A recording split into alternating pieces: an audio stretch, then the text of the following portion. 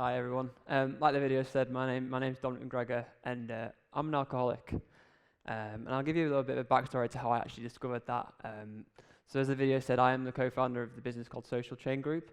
We're a social-first marketing agency and a media publisher, and we were founded 4 years ago. The business started when I woke up one day after going on a night out and going to the toilet at my university. And opening the door and discovering that there's no toilet paper. So instead of doing the usual thing and going downstairs and buying some toilet paper from the shop, I decided to log into Twitter and tweet, "I've run out of toilet paper."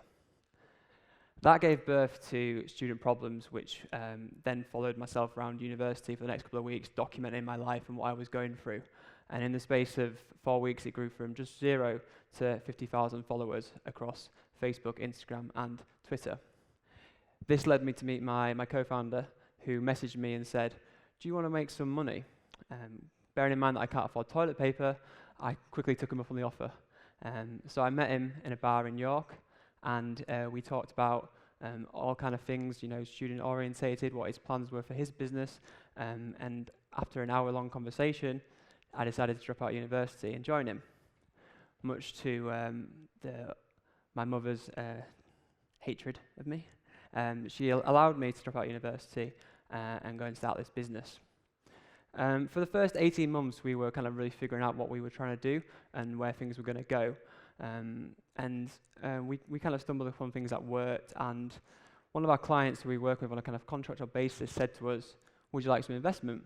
And we said, at first, no, but after a while, we kind of debated it between ourselves and decided that it might be the best thing to do is to kind of formalize the business and to make it into something real. So eventually we said yes, and that decision kind of changed the trajectory of the business, but also personally, it put us into a very comfortable place and allowed us to really start growing and becoming an official entity. So we brought some people in, we brought a team in of people we've been working with, and we grew from just being kids in our bedrooms doing this for fun to, actually starting to have real issues, invoicing clients and cash flow. And it was all very, very new territory for us all. And we quickly grew, and we got a lot of PR attraction around us and a lot of attention on what we were doing because we had such a large reach on social media. We could reach 300 million people at a click of a button. And we could make things trend on Twitter and become the #1 most talked about thing in the UK, which we were doing for the likes of BuzzFeed, Channel 4, and Disney. And this propelled us in the front of some of the world's biggest brands that we started working with. And this success kind of grew the business from a small entity to a real organization. And we adopted a culture where every single weekend we'd have something to celebrate. We'd have a new client win. We'd do some fantastic work. So we would do what you would do at the age of 21 or 22, go out and party. So we find ourselves Snapchatting, Instagramming ourselves in the nightclub, having bottles of vodka, and on the surface, living the dream life, what people think you'd do at that age if you had a little bit of freedom and no restraints to hold you back. And this continued, and the success of the business continued to grow, and we got more wins, and we got more projects, and we got more attention around us. And it was as this kind of growth spurt hit that we got real problems in the business. So we started to have real cash flow issues because apparently, we never knew that when you invoice a client, they don't always pay. You have to really make them pay and chase them up and keep front of mind. And we found that we were then having issues where we were watching the bank balance after our investment just go down and down and down. But we had to keep a straight face. We had to keep a brave face onto everyone around us. So we kept partying, and we kept winning awards and celebrating and really talking about the success we're having. And this celebration, I felt myself not enjoying myself. I felt myself going to social occasions and just drinking to kind of mask the pain that I was going through. And this for me was when I entered the kind of first part of what I call the cycle of change. So the cycle of change is the process you go through from changing your behaviors. And the first stage of it is pre-contemplation. So pre-contemplation is when you don't actually know you've got a problem. This for me was me going out on a Friday night, starting drinking at 4 o'clock, and not returning back to my house until 4 in the morning. And I found myself pushing people away from me. I found myself acting quite arrogant. And I didn't know what it was. I thought this is what you were supposed to do. You were supposed to live the high life, get a nice car, get a nice house when you've got a little bit of success. But what I found myself becoming more dependent on what other people thought of me, portraying a different image on social media, and actually not forgetting my own emotions. So I spent a lot of time just regressing in my life, drinking more alcohol, and trying to mask the pain of what was going on in the business at the same time. And then a couple of major events happened in my life which made me think a little bit deeper about what's going on here. It was my 23rd birthday party. We all went out as we would normally do, and I had quite a lot to drink, a lot of drink really, and then the next day, which was my actual birthday, all my friends had arranged for a nice meal for me to go out to and to actually celebrate my birthday. And instead of wanting to be with them, I find myself just lying in a dark room all day, just eating pizza, not wanting to socialize, not having the energy to get out of bed to go and see them.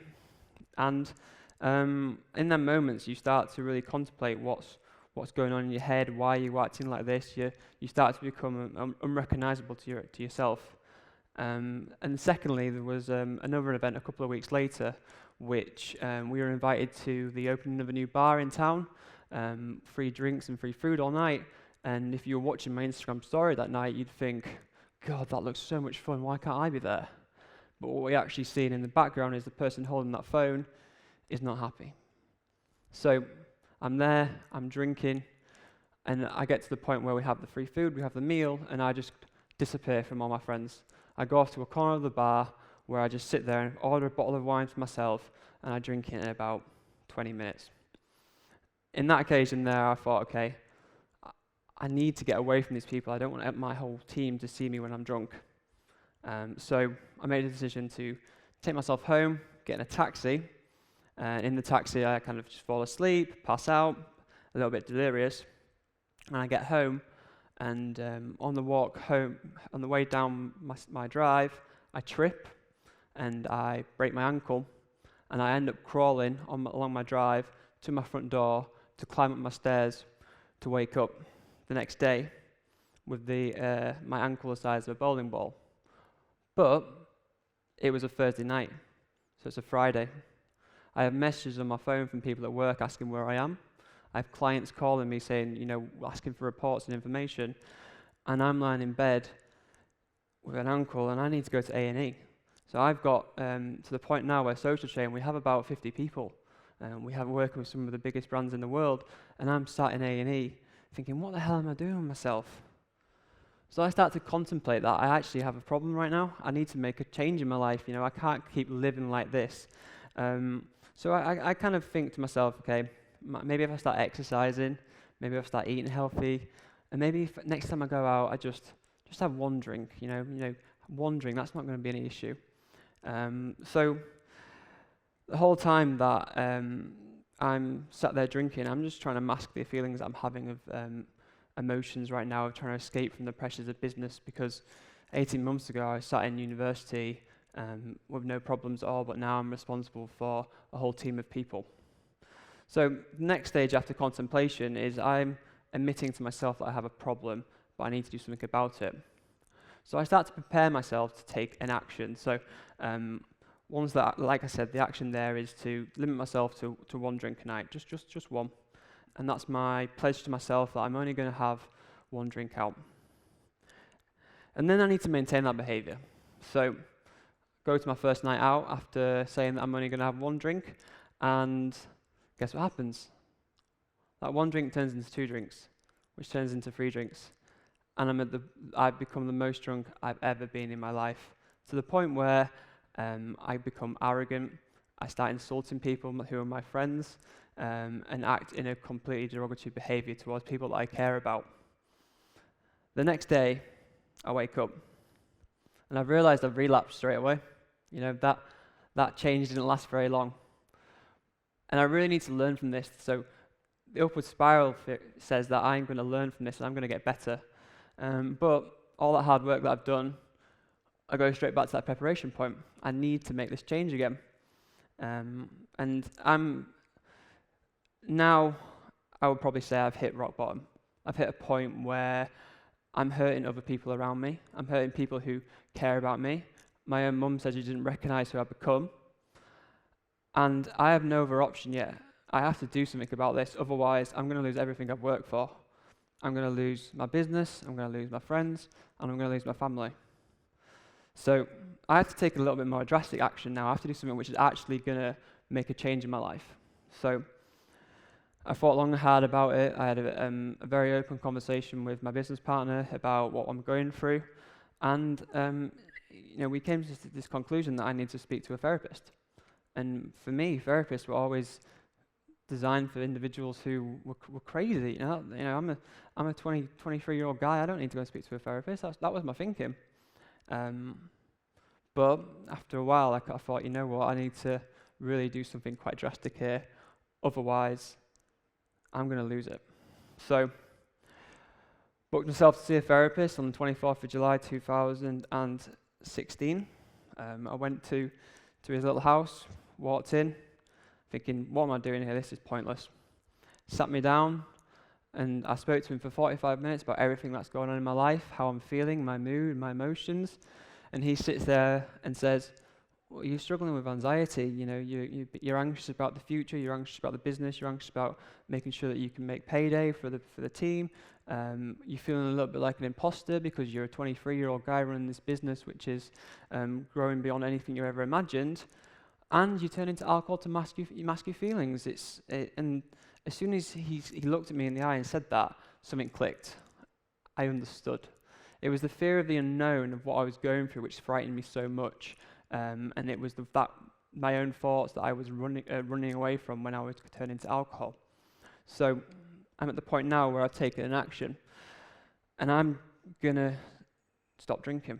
I said to him, I'm going to stop drinking, and I'm going to do 3 months. I'm going to do 3 months, and that hopefully will be enough that I can then go back out and live a normal life. Because I was sat there thinking, at 23 years old, what are you supposed to do if you don't drink? The whole social circles revolve around alcohol. So I didn't want to become a recluse, but I needed to make myself better. I needed to make this change. So I removed myself from every single social occasion. I tried to reconnect with friends and family, and I don't remember them 3 months at all because I don't think I did anything. I just had the 2 battles. I was fighting the battle with myself every single day, waking up, trying to keep myself away from falling down a rabbit hole, and also the battle of continuing to grow the business and scaling something which was now becoming a real serious entity. And the 3 months just flew by, and every single day was a challenge. And I got to the 3-month period, and I went to go and see my counsellor, and I said to him, I've done 3 months. I'm going to have a drink at Christmas. Christmas was another 3 months away, so I thought these mini goals will get me there. And Christmas came, and if you looked at my life at that point, you'd have seen fantastic Instagram, you've seen a fantastic Facebook, you see a guy who's running his own business. You'd think, wow, he's got everything I want, but the reality was I was really miserable. So 6 months, and I said to myself, okay, you've done it, Dom. You've got to 6 months. Have a glass of champagne to treat yourself and reward yourself for all that hard work you've done by not drinking.